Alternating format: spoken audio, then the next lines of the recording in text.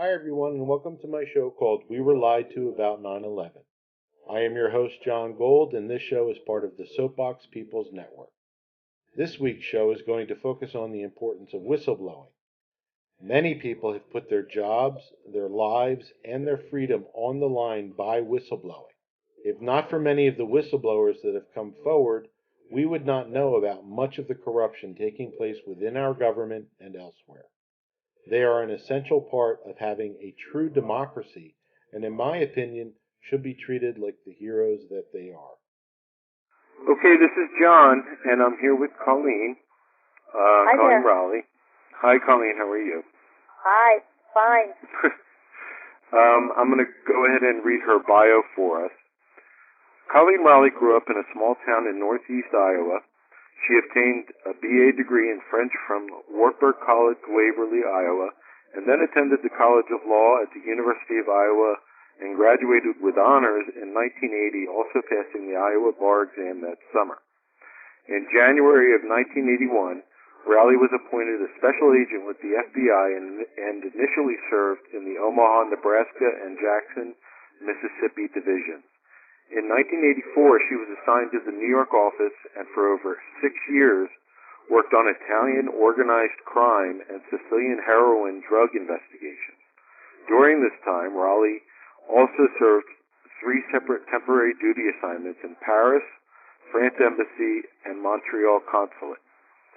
In 1990, Rowley was transferred to Minneapolis, where she assumed the duties of Chief Division Counsel, which entailed oversight of the Freedom of Information, forfeiture, victim witness, and community outreach programs, as well as providing regular legal and ethics training to FBI agents of the division and some outside police training. In May of 2002, Rowley brought some of the pre-9/11 lapses to light and testified to the Senate Judiciary Committee about some of the endemic problems facing the FBI and the intelligence community. Rowley's memo to FBI Director Robert Mueller in connection with the Joint Intelligence Committee's inquiry led to a 2-year-long Department of Justice Inspector General investigation. She was one of 3 whistleblowers chosen as Persons of the Year by Time magazine, and that was in 2002. In April 2003, following an unsuccessful and highly criticized attempt to warn the director and other administration officials about the dangers of launching the invasion of Iraq, Rowley stepped down from her GS-14 legal position to go back to being a GS-13 FBI special agent.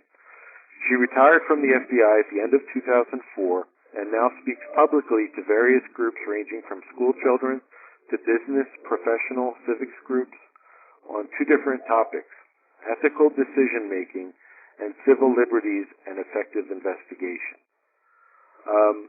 Now, that's her bio. I'm going to read a little personal bio that I had written for Colleen. On September 11th, 2004, I attended Pacifica Radio's 9/11 People's Commission in Washington, D.C. Colleen was one of the panelists, along with other people like Sibel Edmonds, John Judge, Ray McGovern, and others. That was the first time I'd met her. She probably doesn't remember, but I just walked up to her when I had the chance to thank her for what she had done. Like many whistleblowers, Colleen is a hero to me. Over the years, I have watched her grow as an activist, and it truly has been a pleasure.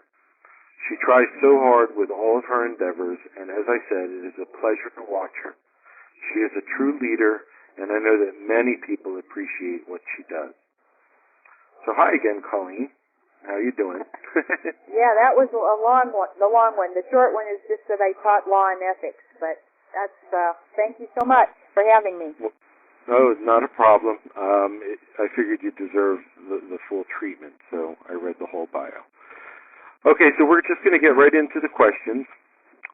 What was the day of 9/11 like for you? Well, it was ordinary until I walked by a television when, and I don't to this day recall now if it was the first or second plane. I mean, it had to be the second plane, but there was it might have been a rebroadcast of the plane flying into the building. And so, like within, I walked by and a secretary was in there watching it, and I turned around and I said, "Oh my gosh, this is connected to the guy that they're investigating in Minnesota."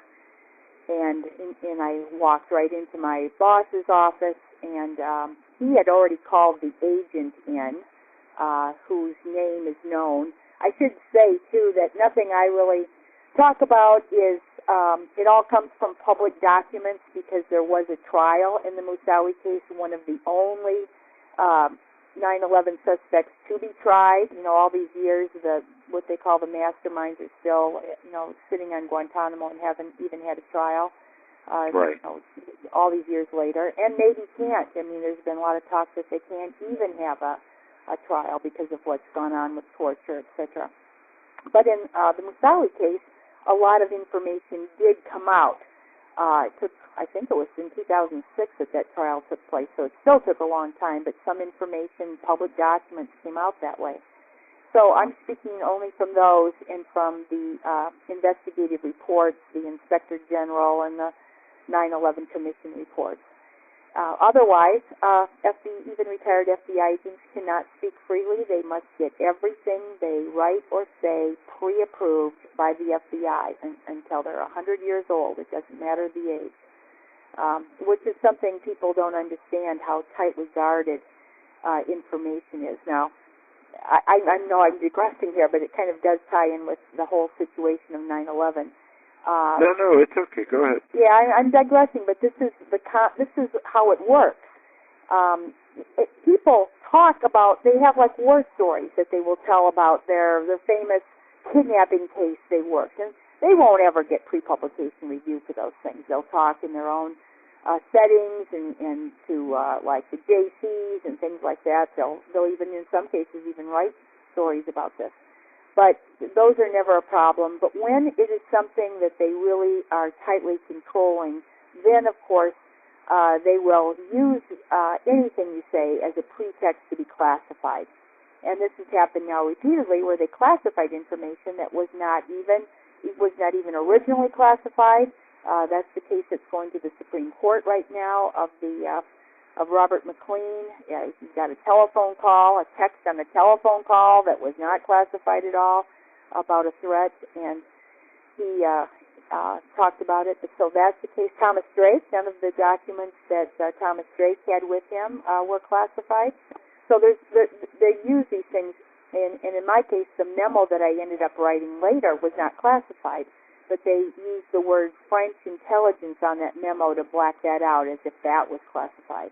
And even though that was all over the news that the French had given intelligence.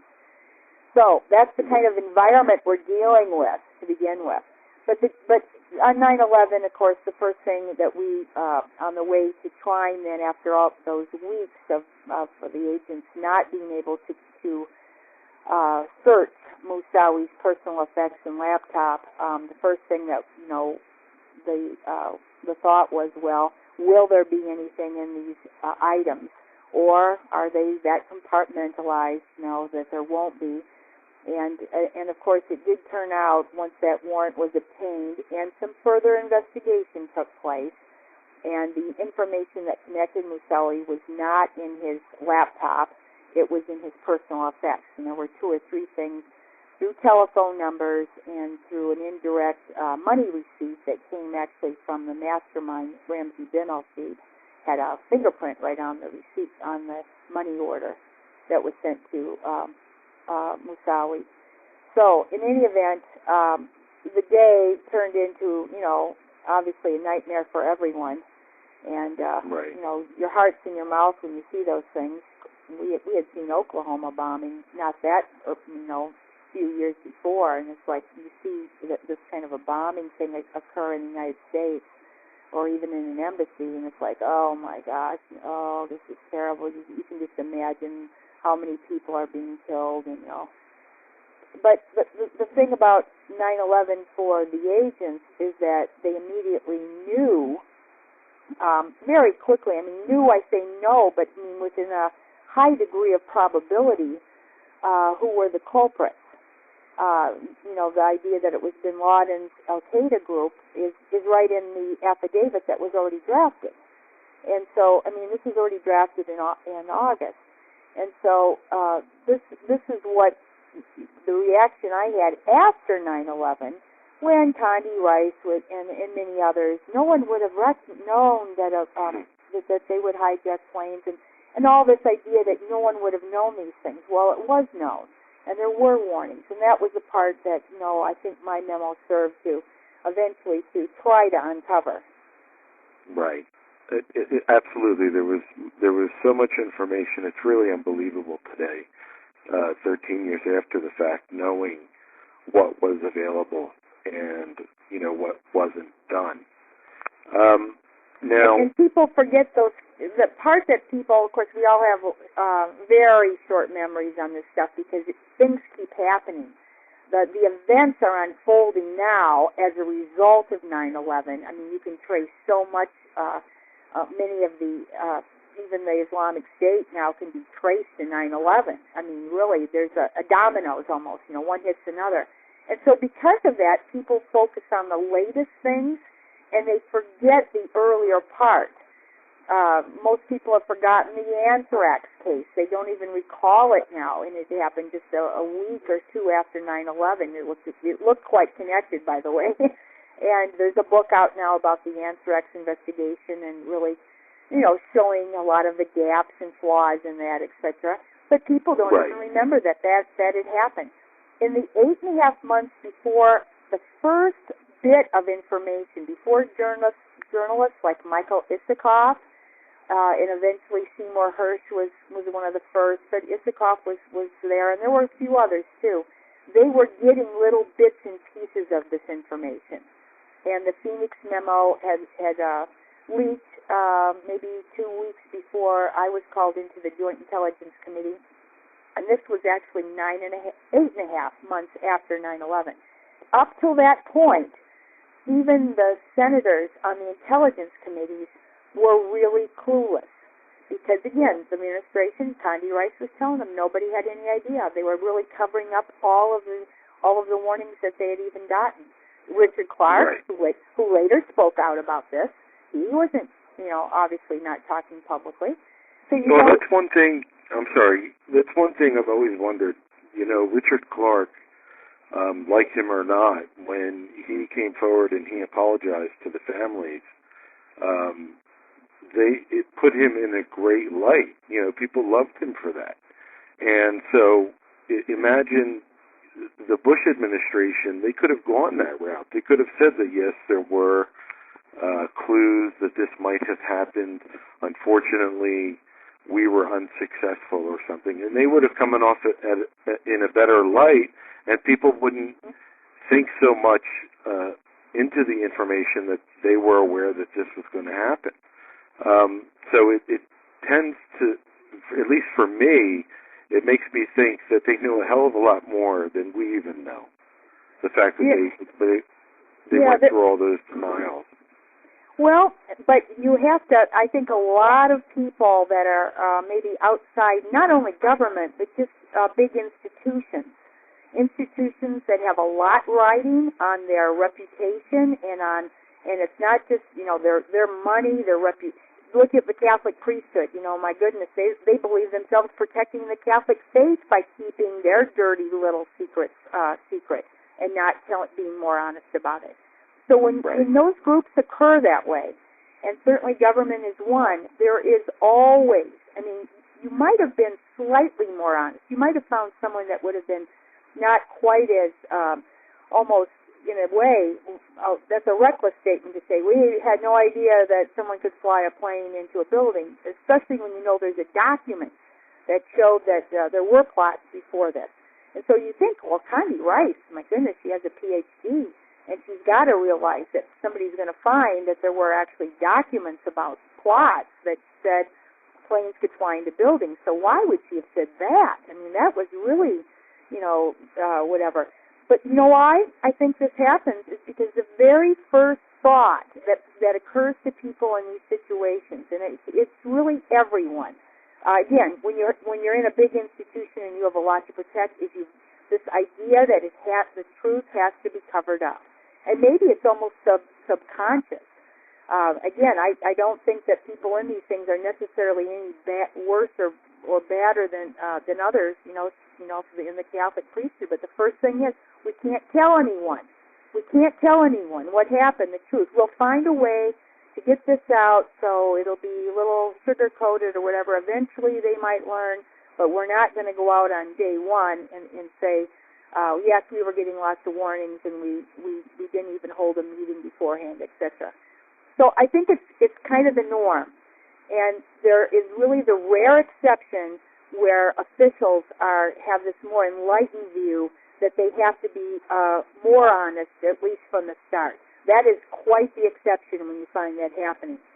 And right. it's much more the norm that they gather the wagons, we'll circle the wagons, and we'll figure out what to say. We'll have our story, and, this is my story, and I'm sticking to it.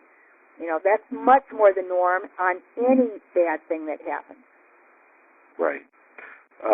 Now, you testified before the Joint Congressional Inquiry into 9/11, but not before the 9/11 Commission. And your story is mentioned in a footnote in the back of the book on page 540. Did you try to contact them, or did they seek you out at all? No. And there's a reason for that. Nobody in the FBI that I know of would have done that. And here's the reason, is because the Joint Intelligence Committees that began, like I said, about 7 months after 9/11. And the backdrop to that was that the Bush and Cheney were fighting this like tooth and nail. They had written letters, I think, to some senators who had floated the idea of having an investigation of 9/11. Dick Cheney especially had written a letter saying you can't do this, etc. So they were really against it. So the only way that the House and Senate Intelligence Committees were even able to start this, the only way they could even get this started a few months afterwards, and by the way, all along the time, the agencies were compiling their story or their timeline of events. They would say it was the facts, but they were very skewed and cherry-picked, etc. And, they would probably circle things in red that were too secret that they couldn't come out, etc. So that process started in the agencies about,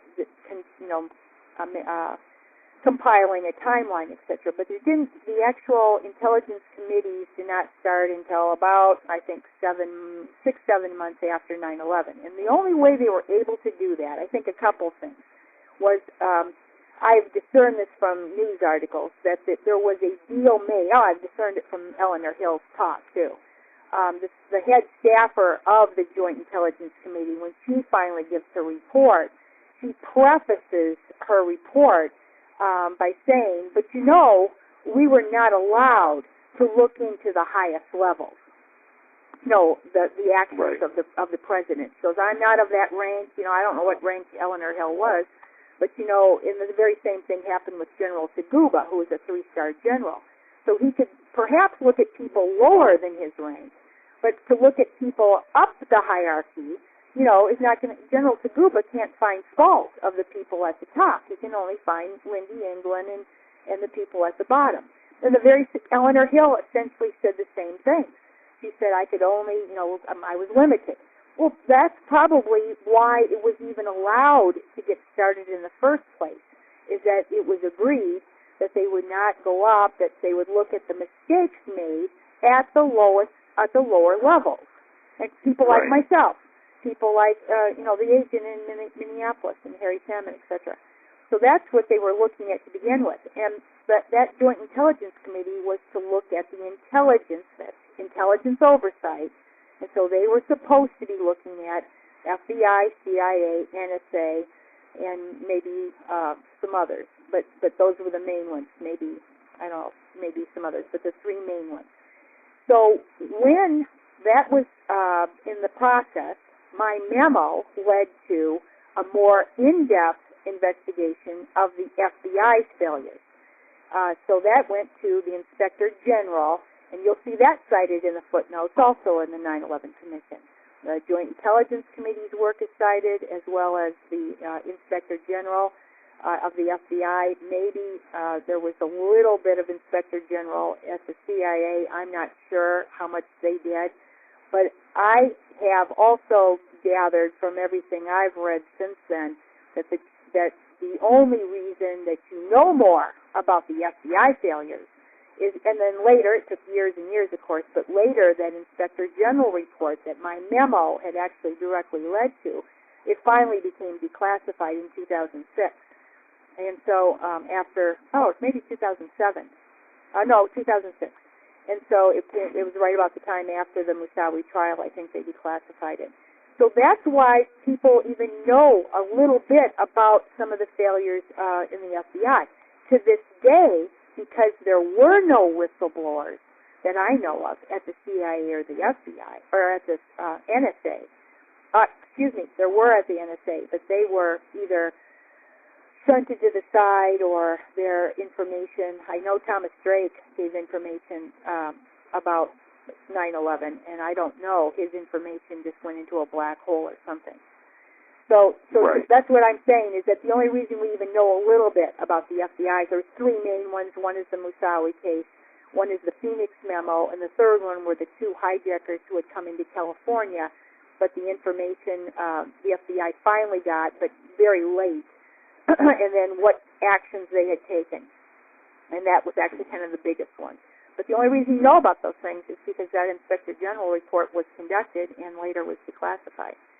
So, the 9/11, now we're going to fast forward. Your question about why the 9/11 Commission, the whole, at least this is what my understanding was, and I don't know if this is in writing anywhere, but this was definitely, I think, verbally said, and you could probably find news reports, but that when Bush and Cheney finally had to allow, in the summer of 2001, after some of this had hit the media, my memo, the Phoenix memo, and some other, and Richard Clark, he wasn't speaking out yet, but some of this was starting to become public. The families were, of course, pushing, and finally Bush and Cheney had to allow this 9/11 Commission, but it was to be extremely limited. I suppose, again, they were to be off limits, they themselves. That was one thing. They were not to be redoing or reinventing all of the work that had been done already by the Joint Intelligence Committees. That was a precondition of the 9/11 Commission. As far as I know, this is at least what I was told, and I think this is actually verbally was said, that it was now. They were supposed to look at things like the communication snafu and why the first responders were not communicating. They were supposed to be looking at, I think, building structure and why would it have collapsed. Issues, more on the FAA business and why the response was not quick enough. There were other things, other issues that were considerable, actually, too. And when you look at the whole 9/11 Commission, the one chapter, which is called the system was blinking red. I think it's chapter 8 or something like that. The system was blinking red. That's a small, tiny part of the 9/11 Commission, and that's the part about what intelligence was known. And the reason that probably Zelikow just wrote that from these earlier, the work done by the Joint Intelligence, you can just see. He's footnoting everything, and they write a little narrative of this. Probably, between you and I, too, I think Jamie Gorelick maybe said this once, that 9/11 Commission report might not have gotten read. It didn't get read very much anyways. People bought it, for $10, but I don't know how much it actually got read. When I give talks, I've often said, how many people have read the 9/11 Commission report? And I may have 1 in 100. And I'll say, well, how many have just looked at it? And then I may have like 1 in 100 people in an audience that will actually say they've looked at part of it. And I'll say, well, chapter 8, the system was blinking red. Have you read that part? But I think that was the part, actually, that was more interesting. And so for readers to put that in there and basically rehash what was the conclusion of the Joint Intelligence Committee's investigation and the Inspector General's report. That actually made it more interesting. The rest of the stuff, it seems, to be honest, I haven't read it all myself. From what I've seen, there are memorandums for the record available from the 9/11 Commission that shows that they did speak with certain FBI agents who were part of, this investigation or that investigation. And the mandate of the 9/11 Commission, as it says, was to provide a full and complete accounting of the attacks, and specifically including those relating to intelligence agencies, law enforcement agencies, diplomacy, immigration, non-immigrant visas, and border control, the flow of assets to terrorist organizations, commercial aviation, the role of congressional oversight, and resource allocation, and other areas determined relevant by the Commission for its inquiry. So they could have spoken to you, and from what I understand, the 9/11 Commission, yes, it did start where the Joint Congressional Inquiry left off from. That was the basis or the foundation for a lot of what the 9/11 Commission had to say. But I still think that they should have spoken with you. Anyway, let me get to my next question. Yeah, it would have been consistent because they would have said, well, she's already, and I did get extensively debriefed, both, and actually even also by the Inspector General investigation afterwards. So, I mean, I was debriefed a couple of times. The one thing, I know you haven't asked me this, but the one thing that was left out of the Inspector General report that I was told would be a part of it was the cover-up. That was the part, because when I wrote my memo and they started this, I said, well, okay, but now will this be a part of it? What happened after 9/11? These things? And yes, of course. And when you finally get that Inspector General, 400 or 500 pages, there's nothing in there. That was totally left out. I sent them documents, I sent them all kinds of things, and that was left out. So wait, what was left out specifically? After 9/11, my memo is written about what occurs after 9/11. You can just read my 12-page memo. It's about the fact that they weren't, being forthright about this, and the more or less the cover-up and stuff. And that's there's even a meeting in the FBI after 9/11. I mean, I'm sure you can just imagine CIA and NSA were more so than the FBI even. And so that was supposed to be in that Inspector General in the purview, and I was told it would be, and it never. And of course, we talked about, and I was debriefed about that. That's just left out. Right. So the bottom line is, I don't find it curious that I was not called by the 9/11 Commission, because that would actually be consistent, because they are picking up from, they've already talked to me. Am I going to say something different to new faces? Obviously, I mean that would have to be the case. Now, they may have talked to people that for some reason hadn't been talked to in the course of the Joint Intelligence Committee. Mueller, I know, and Maureen Baginski were interviewed by the 9/11 Commission, and they are the highest levels. According to 9/11 family member Patty Casaza, many whistleblowers were afraid to come forward before the 9/11 Commission on the basis of what happened to Sibel Edmonds and the retaliation that she received. Did you receive any retaliation, and what's the worst case of whistleblower retaliation that you're aware of? Well, in my case, I was able, and I was extremely lucky. So mine is an unusual case. I did not actually, they make this distinction between leaking and going to your Inspector General.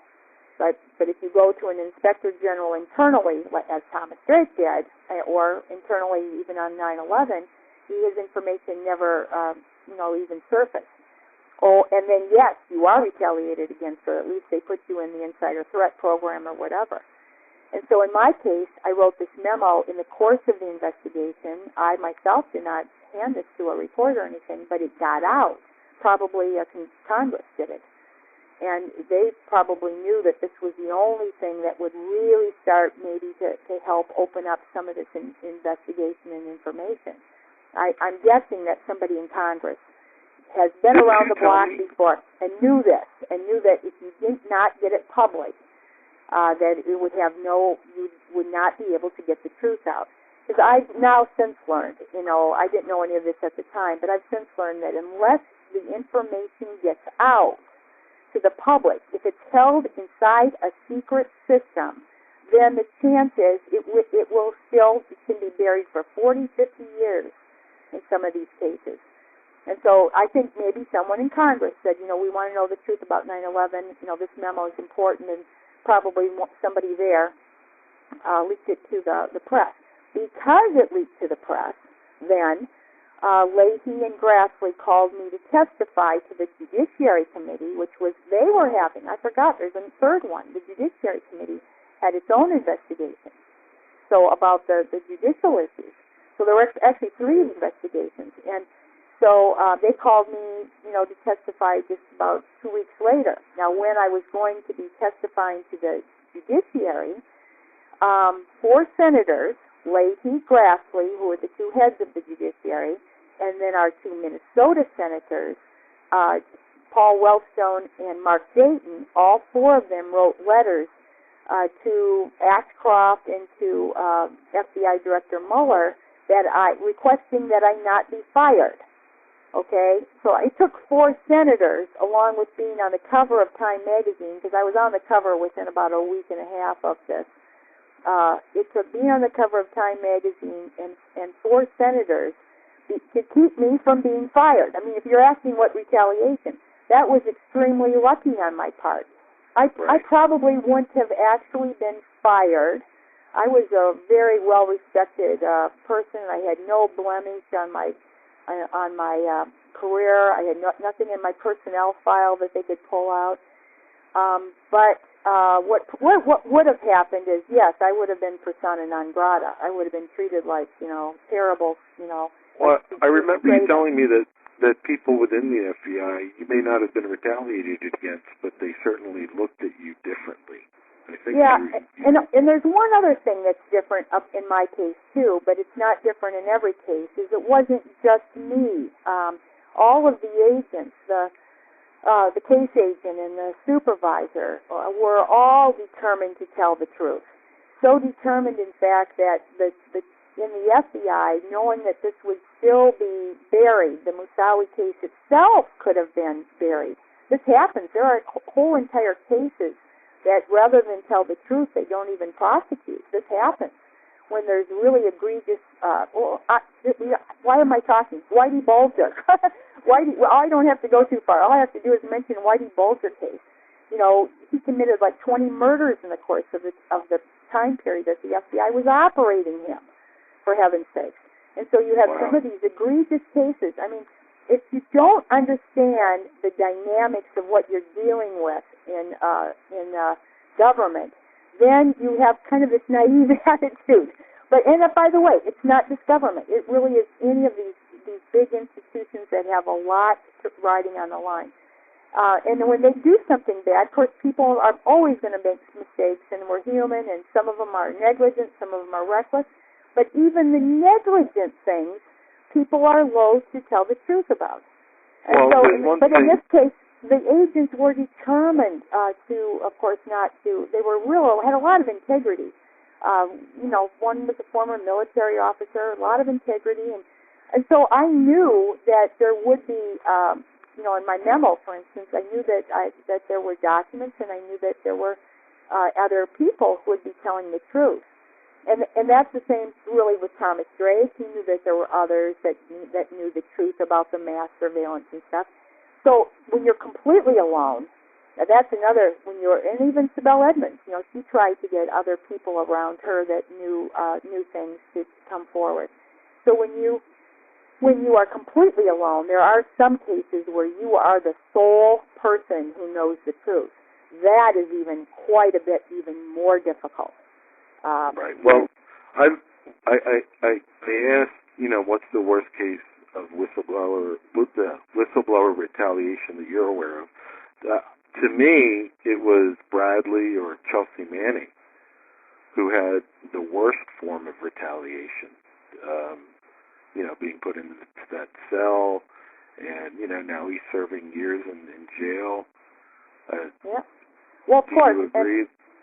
And of course he also, in terms of the number of documents that were that he obtained and gave out, that is a large number. It's not just like one document. There's all different examples, and as time has gone on, the draconian punishments that any whistleblower is facing has gotten greater and greater. Of course, now we're looking at life in prison as being the highest punishment under the old 1917 Espionage Act.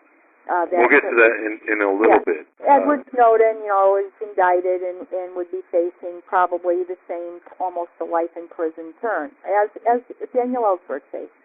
But there's something even worse than that, and I'm looking for that next one, which is actually now execution, because the Espionage Act allows for the death penalty. And every time, even when Manning was first arrested, that was the question: is will he face the death penalty? And it was no, he'll face life in prison, whatever. But now that there actually is something more. And of course, this is the sad thing about people in government. If it's a minor thing, a fraud, let's just say a fraud. That's because most people think of whistleblowing about fraud, that the taxpayers' money is being spent on a $500 toilet seat, and some contractor is making, $485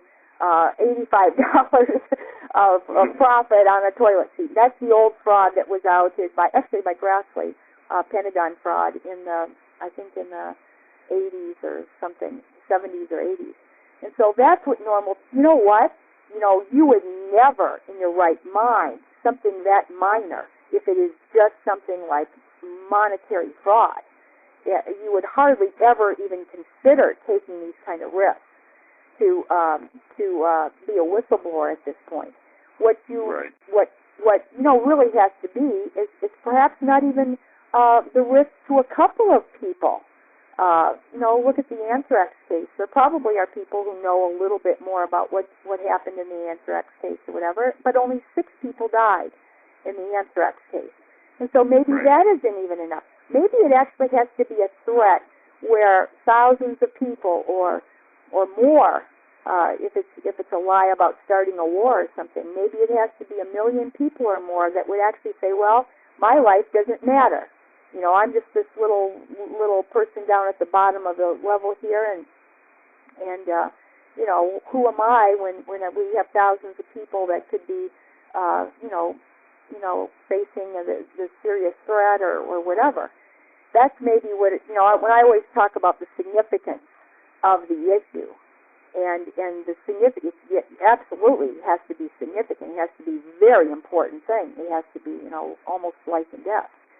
And I think as time has gone on, and now the pressure and the administration's willingness to use these draconian punishments in order, and now not only on whistleblowers, but on members of the press, on people like James Risen. John, the New York Times reporter, I can't remember his name. James Risen. Yes, Risen's facing being jailed because the Supreme Court denied hearing his case that there could possibly be any protection of a journalist source. They turned that down just about 4 months ago. And now he is facing being jailed. He probably won't be, just as a strategic move. I don't think so, because he won the Pulitzer Prize, and there's just a lot of backing for James. The New York Times backs their reporter. But you wait and see, like that case of the AP where they called, and Fox, where they called the reporters conspirators. They called them, espionage conspirators. The next one, you don't have a reporter of the same stature as Risen and the New York Times. Yes, they will probably be then prosecuted. Every one of our generals has called for this now. Petraeus has called for it. Keith Alexander has called for it. that they are calling for treating members of the media as quote-unquote spies under the Espionage Act if they That's publish. ridiculous. It's ridiculous. You have to understand this is where it's going. And the American public doesn't understand it. They are still, oh, Hillary Clinton, she's our first lady president. So people really don't understand that we are in this situation now after 12 years after 9/11, and it just continues to deteriorate in terms of adherence to the law and to democratic institutions. When each abuse takes place and nothing is done about it, it just continues to happen, and exactly.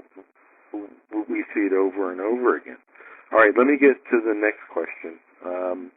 This is a quote from 9/11 family member Patty Casaza. Quote, Sibel Edmonds brought us many whistleblowers, and I submitted them personally to Governor Keene, who was the chairman of the commission, the 9/11 Commission. And I said, these people are not being subpoenaed.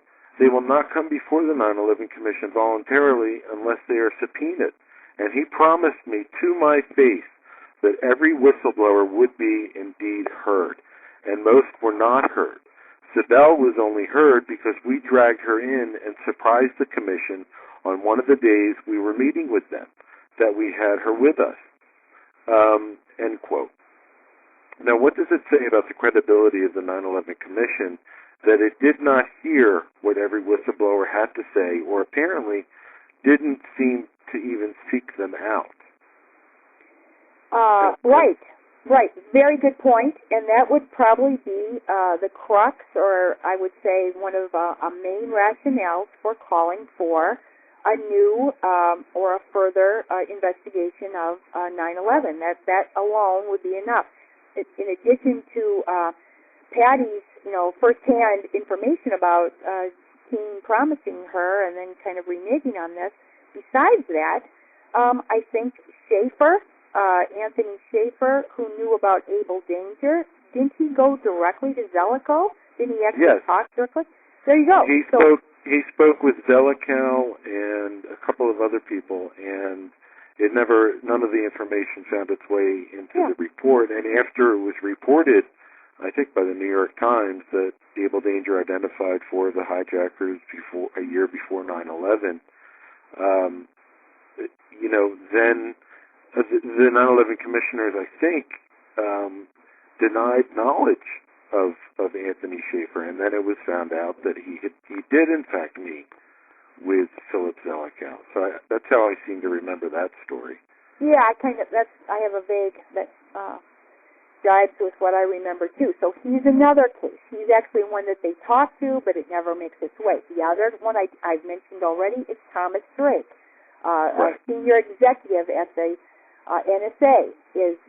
Tells the I don't know if it was the 9/11 Commission directly or if it was the Inspector Generals. Again, what I said before was some of these Inspector General investigations on the side were also then incorporated into the 9/11 Commission. And so they obviously were keeping tabs. So this is what I know about the NSAs. And again, none of this seems to find its way into the 9/11 Commission report, is that Bill Binney, one of the, highly respected, 31 years in the NSA, one of their top mathematicians and code breakers, of course, they realized about this massive surveillance after 9/11, and he then retires or resigns because he doesn't want to be a part of this unconstitutional, illegal action that Bush has gotten Michael Hayden to go along with after 9/11. But they knew the information about the programs that were targeting that Yemen safe house and calls. We all know this comes from public documents. By the way, I had no way of knowing this when I worked in the FBI. This would never have. We're all compartmentalized, so this was nothing I learned in the course of my career, but I've learned it since in all of the things that have been made public. And Bill Binney went to the Department of Defense's Inspector General. And, this information, so did Thomas Drake. They all made a complaint. And this led to an investigation. But again, it's an inspector general. That's all in a secret system. And well, so inspector generals, from what I understand, they can't actually hold anybody accountable. All they can do is recommend that people be held accountable. And it's worse than that, because when an inspector general, they'll often say that they're independent, but in many cases the inspector general isn't really independent. If they're inside... Well, that's what we found out about with regards to the DOD inspector general, is that he may have been corrupt, that he may have been helping, cover-ups succeed, like Abel Danger, like NORAD lying before the 9/11 Commission, and so forth. I think that was reported on the New York Times. There's maybe 3 or 4 reasons for this. One is that you don't get to be an inspector general. Nobody's going to call me, after I retire and say, Coleen, do you want to be inspector general? That ain't going to happen. So the people that are selected to be inspector generals had, sterling insider careers, typically, and that's why they get asked to be this position in the first place. And they can be counted on, etc. Then the structure itself, like they'll say they're independent, but many times they still are inside the agency. The structure of the Department of Justice was external from the FBI, so that was already a plus. And there were inspector general investigations of, for instance, the FBI lab before this, that actually were able to put out a lot of truth. And the reason for that is they weren't working for the FBI directly. They were working for the Attorney General or to the side of the Attorney General, but they were kind of even in some ways in a little competition with the FBI. And so they had some capability. But yes, even in cases where they found pretty clear wrongdoing, let's go back to the FBI lab one, and the cover-up afterwards, and oh my gosh, it's just an egregious thing when you know the whole truth about Frederick Whitehurst was the FBI laboratory whistleblower, and they practically forced him to have a nervous breakdown and fired him, and he turns out to be vindicated by the Inspector General. But yet, nobody was of course not even disciplined as far as I know, let alone fired. And then what happens as a result of that is the same persons now go on from there. And there's been more results of even that case. And so that's the problem with being in a secret system. If it's not, and Congress knows this, I mean, why do we have Feinstein, bless her intelligence heart, which she's quite sympathetic with secrecy and everything else, but yeah. Well, sure, now that she knows she was spied on. But, right. But before that, she was all for it. Well, she's got a strange stance, because she's for secrecy overall, and certainly in a general way, she's was friends with Clapper and all of these, very close with them. But she, even before the torture issue, apparently, of course, we don't know how bad this is right now, but it sounds like it is really pretty egregious. And the fact is, covering up for lower level people, like these contractors, and, people did die, and drills to their head and guns to their head and all these things that they even exceeded the guidelines. So even that has turned Dianne Feinstein into someone who wants the information public. And she's been fighting tooth and nail for this for 5 years? This torture report is now 5 years, cost $40 million. It's 6,000 pages. They've whittled it down to just a few hundred, I think 400 or 500 pages, and even then they're fighting over blackout redactions. If you can just imagine this kind of a situation. And this is actually on lower level. The findings, of course, that are the most strident are going to be on the lower level, not even government employees, but contractors. This is how bad the system is. And again, it's why information is power, and people know it. Of course, this is well known, and why you have this really strong reluctance to tell even this little bit of minimal truth unless a reporter gets a hold of a photo, unless a reporter gets a hold of a memo, And then or you have Edward Snowden or Chelsea Manning giving documents to a reporter, or sources like Deep Throat giving information out. You will almost never have an ability to unravel the truth. And right. it's every case you look at where even a little bit of truth came out, it really required this extreme, it shouldn't be like this. If we had good systems and everything, it should not require people risking their lives to just get a little bit of truth out. But that's the way that also operating. That also gets into the press issue of this country, which is abhorrent. The corporate news is just, there's no investigative journalism anymore. They're just essentially handed talking points from the government, and that's the news. But okay, let me get to. We only have a couple of questions left, and I know you're limited in time. Whistleblowers under Bush were retaliated against, but it seems that retaliation against whistleblowers has increased under the Obama administration. In an article by Peter Van Buren entitled Obama's War on Whistleblowers, he writes, quote, "The Obama administration has been cruelly and unusually punishing in its use of the 1917 Espionage Act to stomp on governmental leakers, truth-tellers, and whistleblowers whose disclosures do not support the president's political ambitions, and that, quote, the Obama administration has charged more people, 6, under the Espionage Act for alleged mishandling of classified information than all past presidencies combined," end quote. If you could have a sit-down with Obama, what would you say to him? To be honest, people in power corrupts. And so after 6 years as president, he's been around the block and he knows the score, etc. So in straight terms of giving him some kind of facts or whatever, it'd be like, remember Sharon Watkins goes into the head boss of Enron, Kenneth Lay, thinking that she's revealing to him about the inflated profits and the misreporting, etc., and the shell companies. She thinks that if she can just get this info to Kenneth Lay and tell him the truth that she knows about Skilling and the other ones in Enron, that she walks out thinking, oh, now he knows something can be done. He turns around because he's the head of the whole thing. And he turns around and writes a note, fire Sharon Watkins. Okay, so this is out of the movies, by the way, but this is the type of people, many people, when they're working, do think that if they can just get the information to the right person.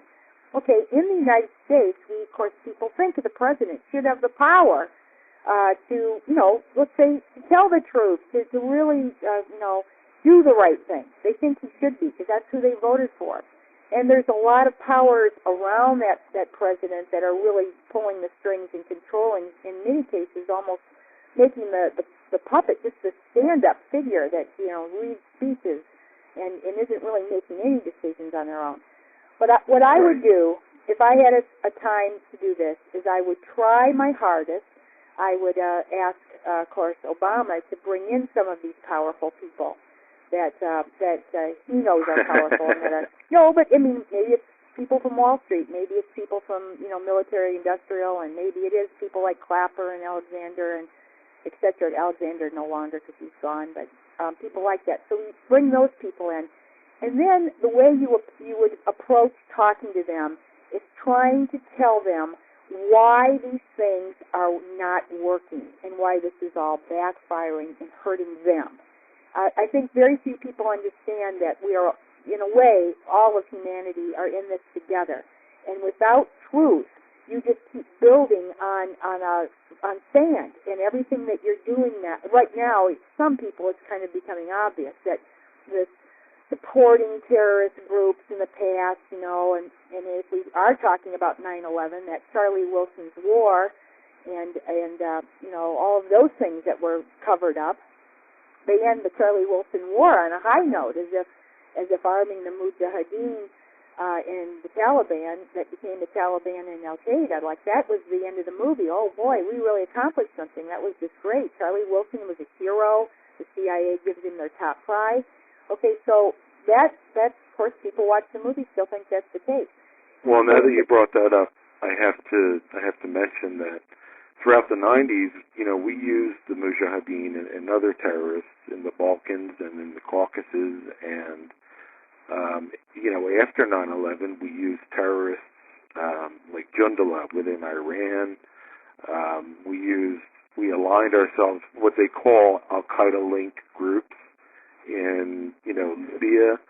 We've done it in Syria with the so-called Free Syrian Army. A lot of those people were supposedly linked to Al-Qaeda and so on and so forth. So this is something that we have been doing for years. And not only have been doing, there's, and of course they always say someone's terrorist is another person's freedom fighter. So when we're on the other side and we want to either destabilize a government that we don't like, yes, then we would pick a group, the ones that we think are best controlled and best, in line with U.S. national interests. And there have been whistleblowers about this before, because it almost never has worked, and it's always led to the problem of the group or the dictator too. By the way, picking people to topple and then installing as somebody else who's a dictator, and this almost always turns badly. And it sounds like you're talking about the Ukraine. Yeah, well, there was a CIA whistleblower, John Stockman, who wrote a book, decades ago about Angola and how they picked this rebel group, freedom fighter. But yes, a lot of terrible killings and violence involved. And then eventually later on, they turn against each other. The CIA turns against the guy that he had been operating and stuff. This happens all the time. It's really a norm. Now, the public can't know this, of course, because they are told these myths about fighting for freedom and all the rest. So this kind of stuff can only be in secret systems like the CIA, where you pick groups. And the Charlie Wilson War, of course, because they're trying to make this into a heroic thing, because it led to the end of the Soviet Union. So this was this big victory for the United States, and yes, it was through arming the Mujahideen. Today, by the way, this stuff never ends. Today, they're debating in Congress. In fact, I just made a call to my congressman that they are going to be discussing arming the so-called moderate good rebels, because Obama. Well, we have a patented moderate rebel detector. That we have, and we only pick the good rebels. I always found that so funny. Like, basically, it was becoming public knowledge that we were aligning ourselves with, quote, Al-Qaeda-linked groups. And once that information came out, we started to hear about how, they're trying to differentiate between the good rebels and the bad rebels, and that they had the ability to do this. And that's absolutely absurd.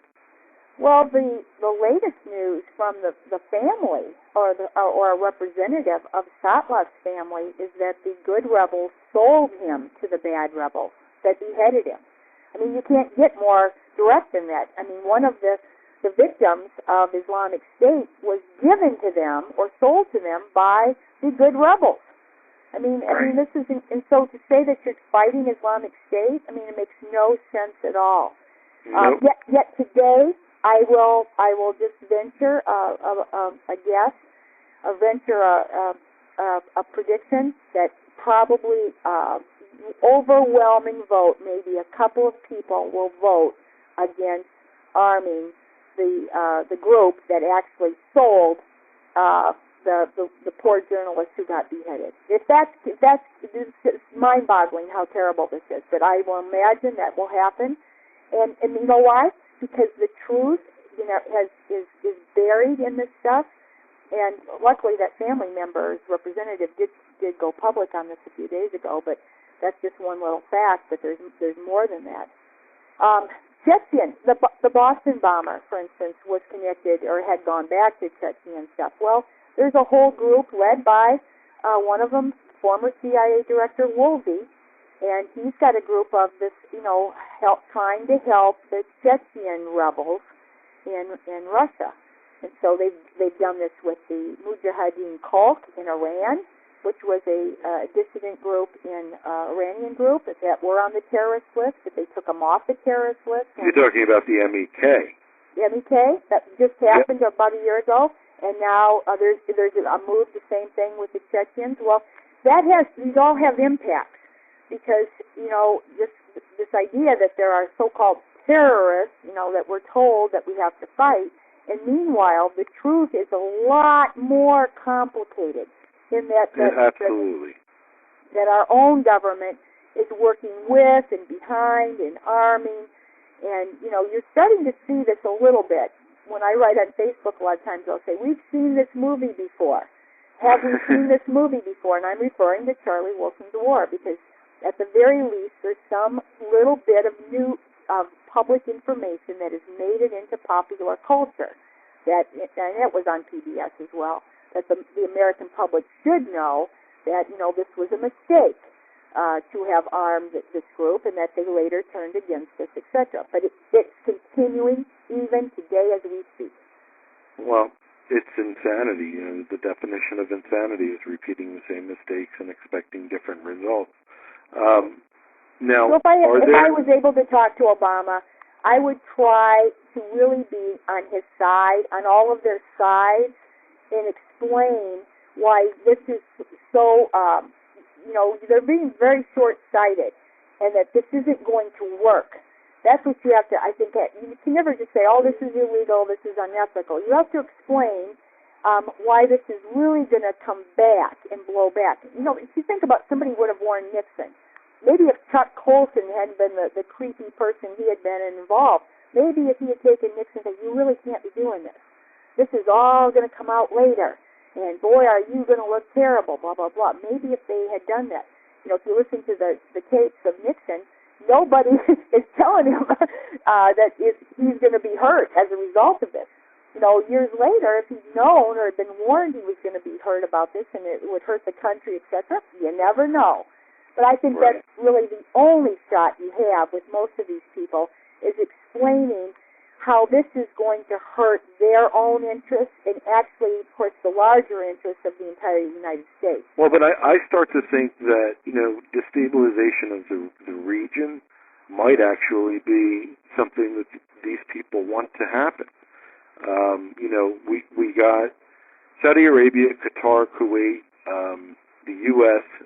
Helped to create the so-called Free Syrian Army, and then, that incorporated into the al-Nusra Front, and then Al-Qaeda in Iraq went into Syria, and it all became basically a blur. Just, the whole thing they all became essentially the same, and now we've seen, they got rid of al-Maliki, who was Iran-friendly. Basically, ISIS, to those who want the war on terror to continue, they are the ISIS on the cake, so I say. And they were essentially created by the same people, when you look at it. And it's just insanity. All right, let me get to the next question, and we'll finish this up soon.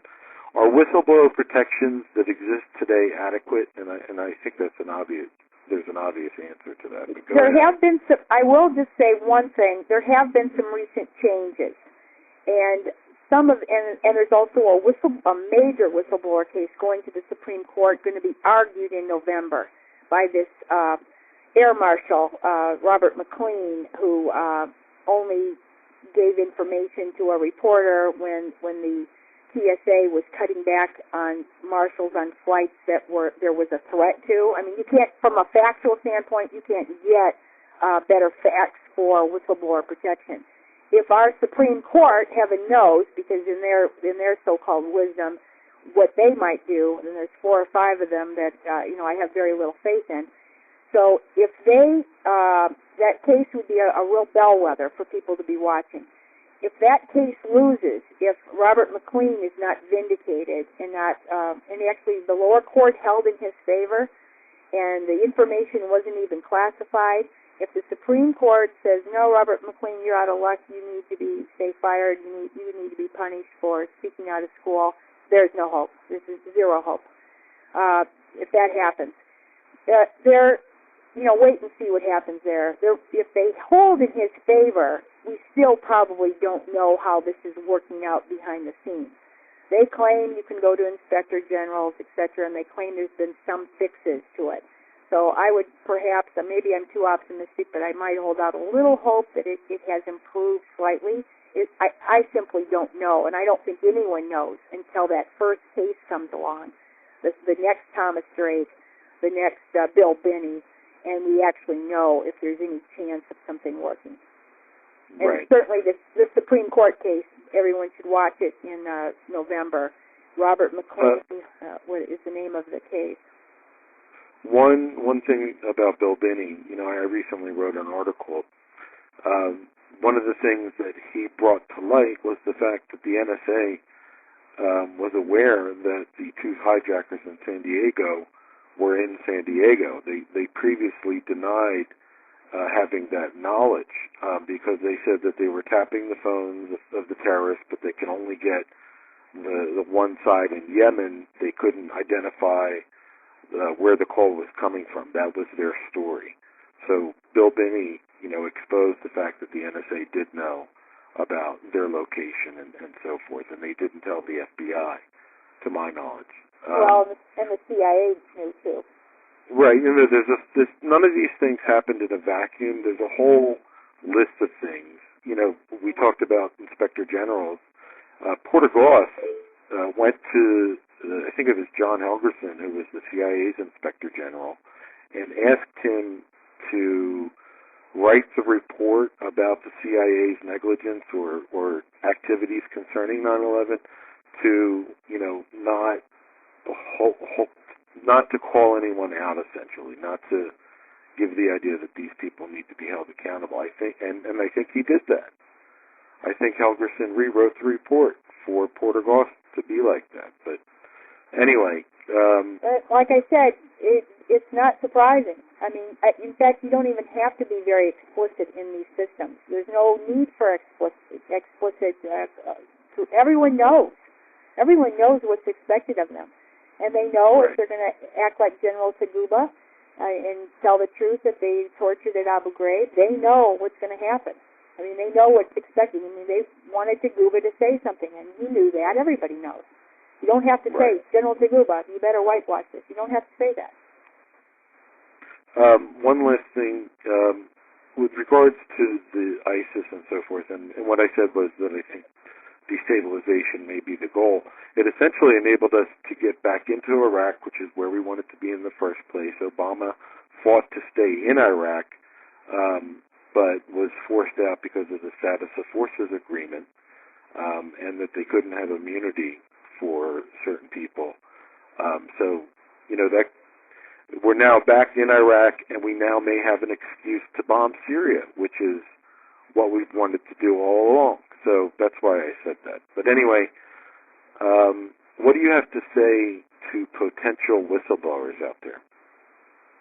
Well, I said this earlier. This is going to have to be a personal decision, and I think someone like Edward Snowden learned from the experiences of the prior NSA whistleblowers and Ryzen's sources, etc. So he was watching this and knew that he could not, the only chance he had of getting the information out and of possibly succeeding in making a difference, although, we still have our fingers crossed on that because the reform is stalled. They're still attempting to not reform at all.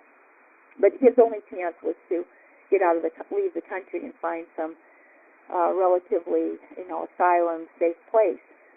The world is places where you could possibly be safe is shrinking because the U.S. now controls 800 military bases all over the country, the NATO, the Five Eyes, and we're kind of now witnessing back into a Cold War situation, or maybe even like a pre-World War I situation, where China, Russia, Iran, and maybe some others are in that category against the U.S., the NATO, and then that Pacific Rim, Japan, and South Korea. Right. So the client states of the U.S. empire. Right.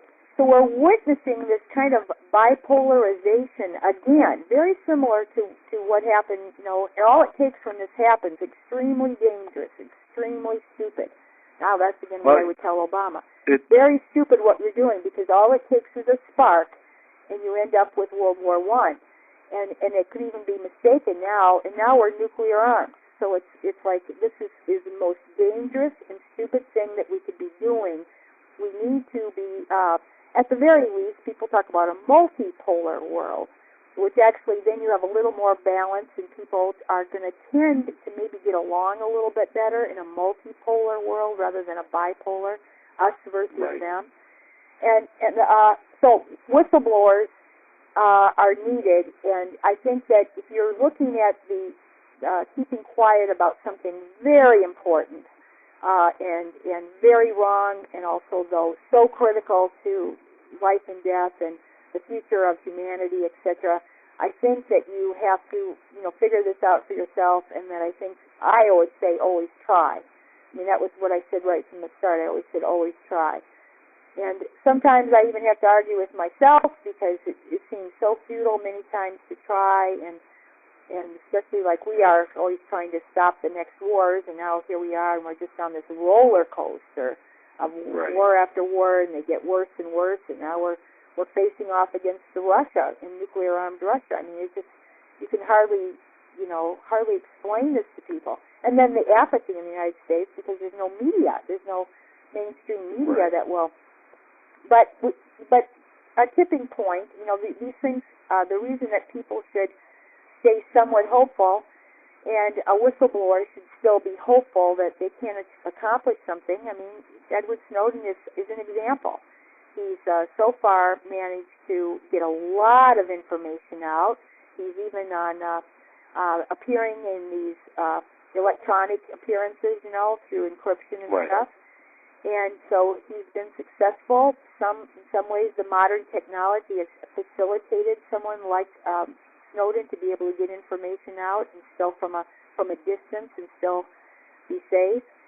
And the other thing is, all it takes is for this tipping point to be met.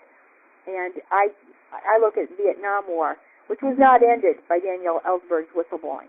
He did what he did, ready to go to jail for decades. And after 2 years, the Vietnam War hadn't even ended. And then you had Deep Throat being a whistleblower. You had James Bond. You had, of course, the rising public protests against the Vietnam War. And then people like Walter Cronkite turning, finally.